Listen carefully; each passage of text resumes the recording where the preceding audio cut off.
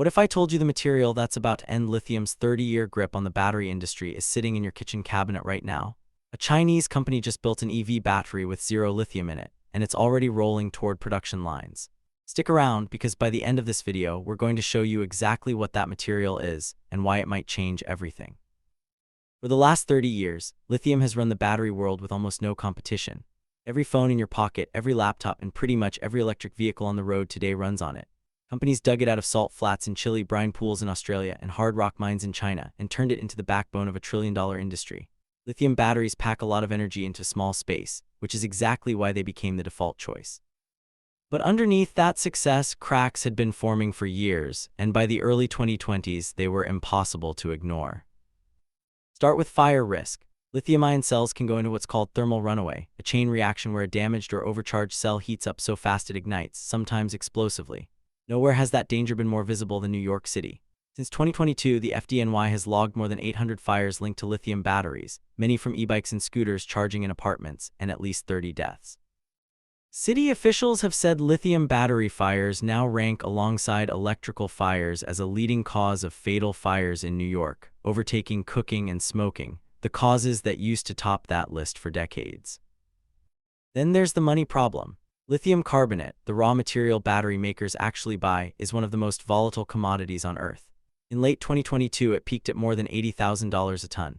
By 2026, after a wave of new mines and slower than expected EV demand, it had crashed to under $10,000 a ton, an eightfold swing in under 2 years. For an industry trying to plan factories and pricing years in advance, that kind of whiplash is a nightmare. Car makers needed a battery chemistry that didn't live or die by a single, wildly unpredictable metal. So engineers went looking at the periodic table for lithium's neighbor, sodium. It sits right below lithium, behaves in a similar way chemically, and it's everywhere. It's the same element in ordinary table salt, extracted from seawater and salt deposits all over the planet, essentially unlimited and dirt cheap.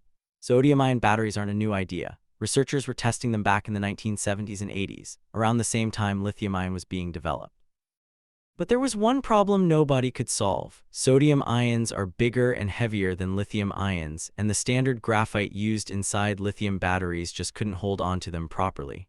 For decades, that single flaw kept sodium batteries stuck in the lab. The fix came from an unexpected material called hard carbon. In the year 2000, researchers Dean Stevens and Jeff Don published a study showing that hard carbon, a chaotic, disordered form of carbon made by baking materials like glucose at high heat, could store sodium ions the way graphite stores lithium ions at a real, usable capacity. Unlike graphite's neat, layered structure, hard carbon is messy on a molecular level, full of tiny pockets and disordered sheets that turned out to be exactly the right size to trap sodium's bulkier ions. It took another 2 decades of engineering to turn that lab result into something you could put in a car, but hard carbon is now the anode material behind almost every serious sodium-ion battery in development. That's where CATL comes in, the world's largest battery manufacturer based in China, supplying cells to Tesla, BMW, and dozens of other automakers. CATL calls its production sodium-ion battery Naxtra, and in late 2025 and into 2026 it became the first sodium-ion battery to pass China's toughest safety standard for EV batteries, the GB 38031-2025 certification. CATL says Naxtra packs energy density high enough for a real driving range, around 500 kilometers on China's standard test cycle, can charge from empty to 80% in about 15 minutes, and is rated for more than 10,000 charge cycles, which on paper works out to well over 1 million kilometers of battery life. There's a bonus most people don't expect. Sodium batteries handle cold weather far better than lithium.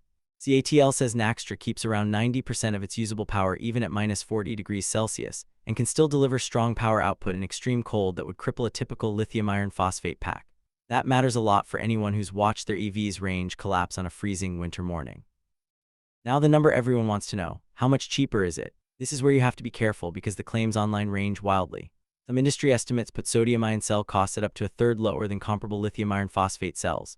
More cautious analysts say the real-world gap, once you account for factories and supply chains, is closer to 20 or 30%, still meaningful, but not the instant lithium killer some headlines suggest. What's not in dispute is the raw material math. Sodium is roughly 1,000 times more abundant in the Earth's crust than lithium, and it doesn't need to be mined from a handful of countries. Even a modest, sustainable cost edge at the scale CATL builds at is a big deal. This isn't a concept battery sitting in a lab. CATL and Chang'an have already put Naxtra into a real production car. The Nivo A06, and Li Auto has struck a partnership to bring sodium-ion packs into its own vehicle lineup. CATL's own roadmap targets full gigawatt-hour scale mass production of Naxtra by the end of 2026, rolling out first into EVs and battery swap networks, then expanding into commercial vehicles and grid-scale energy storage. That's an aggressive timeline for a battery chemistry that was a lab curiosity just a few years ago, and it's exactly why the rest of the industry is paying close attention. Step back, and this isn't really a story about one battery. It's a story about what happens when an entire industry gets too dependent on one material controlled by too few places. Lithium's volatility, its fire risk headlines, its geopolitics, all of that created the pressure for an alternative to actually get funded, developed, and shipped. Sodium won't replace lithium everywhere. Lithium still wins on pure energy density for long-range luxury EVs and aviation. But for the mass-market car, the e-bike, the home battery, and the grid storage container, a cheaper, safer, more abundant option changes the economics of the entire energy transition. So back to the question we opened with, what's the material that could end lithium's 30-year monopoly? It's sodium pulled from ordinary salt, the same stuff sitting in the shaker on your kitchen table, combined with a strange, disordered form of carbon that scientists discovered almost by accident in the year 2000. Nobody paid much attention to it for 20 years. Now it's rolling off Chinese assembly lines inside real cars, and every major battery maker on the planet is racing to catch up. If you found that as wild as we did, hit like and subscribe. It genuinely helps this channel keep making videos like this one. Drop a comment and tell us, would you actually buy an EV with a sodium battery inside it? We'll see you in the next one.